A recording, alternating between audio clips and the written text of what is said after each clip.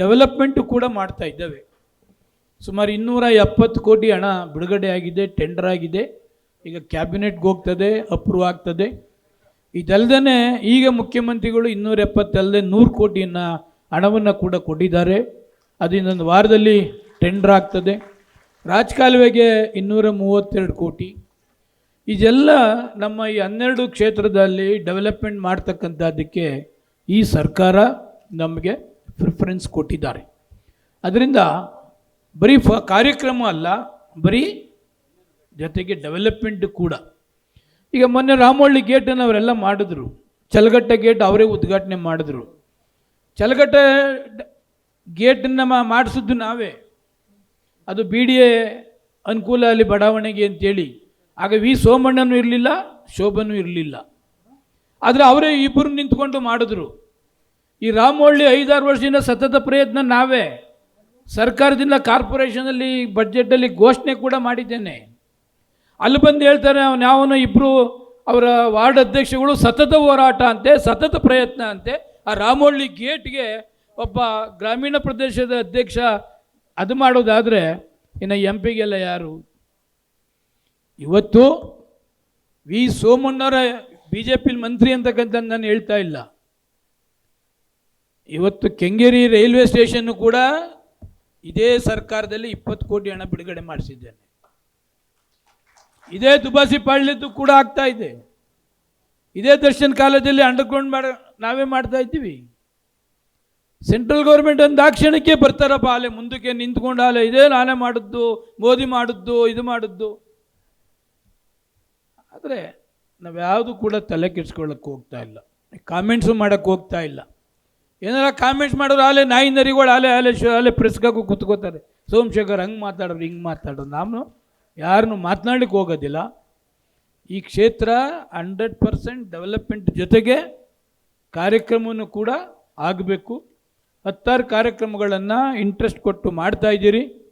ಚುನಾವಣೆ ದೃಷ್ಟಿಯಿಂದ 28ಕ್ಕೆ ಚುನಾವಣೆ ಆಗಿದ್ರೆ ಇದು ಯಾವುದೋ ಪ್ರೋಗ್ರಾಮ್ ನನಗೇನು ನೆಸೆಸಿಟಿ ಇಲ್ಲ. 28 ಚುನಾವಣೆಗೆ ಯಾವ ಥರ ಮಾಡಬೇಕು ಅಂತಕ್ಕಂಥದ್ದು ದೇವ್ರು ನನಗೂ ಶಕ್ತಿ ಕೊಟ್ಟಿದ್ದಾನೆ, ನಿಮಗೂ ಶಕ್ತಿ ಇದೆ, ನೀವು ಮಾಡ್ತೀರಿ. ನಮಗೆ ಪಂಚಾಯಿತಿ, ಈ ಕಾರ್ಪೊರೇಷನ್ 12 GB ಅಭ್ಯರ್ಥಿಗಳು ನಮಗೆ ಗೆಲ್ಲಬೇಕಾಗ್ತದೆ. ಅದಕ್ಕೋಸ್ಕರನೇ ಈ 106 ಕಾರ್ಯಕ್ರಮಗಳನ್ನು ಆಗ್ತಾ ಇರ್ತಕ್ಕಂಥದ್ದು. ಕ್ರಿಟಿಸೈಸ್ ಮಾಡಿದ್ರು ಈ ರಂಗೋಲಿ ಸ್ಪರ್ಧೆಯನ್ನು.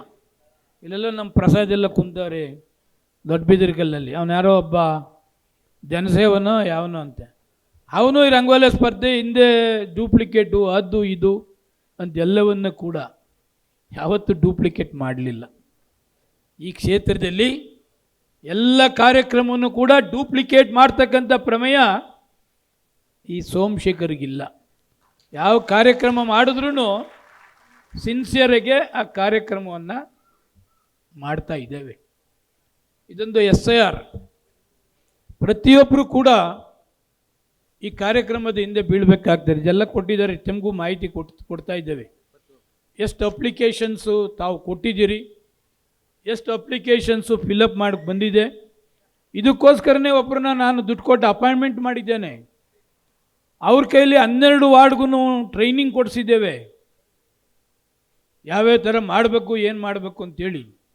ಕೆಲವು GB ಆಕಾಂಕ್ಷಿಗಳು ಅವ್ರನ್ನೇ ಸ್ಟೂಡೆಂಟ್ಸ್ ಇಟ್ಕೊಂಡು, ಮೊಬೈಲ್ ಇಟ್ಕೊಂಡು, ಕೆಲವರು ಮಹಿಳೆಯರು ಕೂಡ ಭಾಳಷ್ಟು ಕಸರತ್ತು ಕೂಡ ಮಾಡ್ತಾ ಇದ್ದಾರೆ. ನಮಗೆ 2-3 ವಾರ್ಡು ಭಾಳಷ್ಟು ಹೋಗ್ತವೆ. ಊರಲ್ಲಿರ್ತಕ್ಕಂಥವ್ರು, ಇಲ್ಲಿರ್ತಕ್ಕಂಥವ್ರು ಡಬಲ್ ಎಲ್ಲ ಕೂಡ ಹೋಗ್ತದೆ. ಮನೆ ಖಾಲಿ ಮಾಡಿರೋದು ಹೋಗ್ತಾರೆ, ಯಾರು ಮರಣ ಸಂಧ್ಯೆ ಹೋಗಿರೋರು ಹೋಗ್ತಾರೆ. ನೆನ್ನೆ ಸಂಬಂಧಪಟ್ಟಂಥವ್ರಿಗೆ ನಾನು ಕೂಡ ಮಾಹಿತಿಯನ್ನು ಕೇಳಿದ್ದೇನೆ.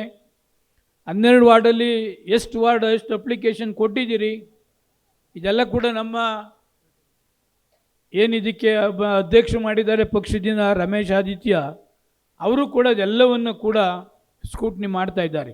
12 ವಾರ್ಡ್ದು ಏನು ಎತ್ತ ಅಂಥೇಳಿ. ಅದಕ್ಕೆ ಸ್ವಲ್ಪ 8ನೇ ತಾರೀಖಂಟ ಸ್ವಲ್ಪ ನೀವು ಕಾನ್ಸಂಟ್ರೇಷನ್ ದಯವಿಟ್ಟು ಇದು ಮಾಡಬೇಕಾಗ್ತದೆ.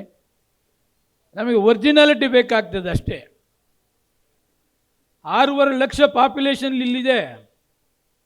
ಆ್ಯಕ್ಚುಲಿ ನನಗೆ ಮಾಹಿತಿ ಇರ್ತಕ್ಕಂಥದ್ದು ಕೇವಲ 4 ಲಕ್ಷ ವೋಟರ್ಸ್ ಮಾತ್ರ ನಮ್ಮ ಕ್ಷೇತ್ರದಲ್ಲಿ ಇದ್ದಾರೆ ಅಂತೇಳಿ.